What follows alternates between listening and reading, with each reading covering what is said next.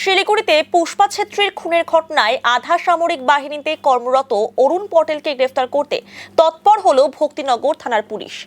ভক্তিনগর থানা পুলিশের একটি বিশেষ দল ইতিমধ্যেই পাঞ্জাবে পৌঁছেছে।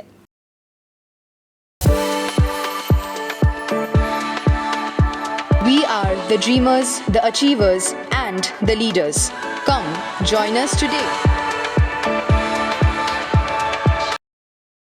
পুলিশ সূত্রে জানা গিয়েছে, আগামী 1-2 দিনের মধ্যে অরুণ পটেলকে গ্রেফতার করে শিলিগুড়িতে নিয়ে আসা হবে।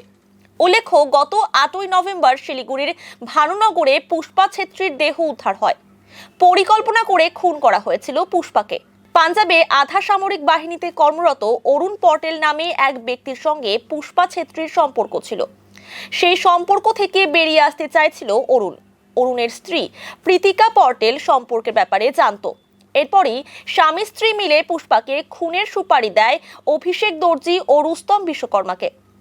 সেই ঘটনার তদন্তে নেমে প্রথমে প্রীতিকা ও রুস্তমকে গ্রেফতার করে পুলিশ। এরপর চেন্নাই থেকে গ্রেফতার করা হয় অভিষেক দর্জিকে।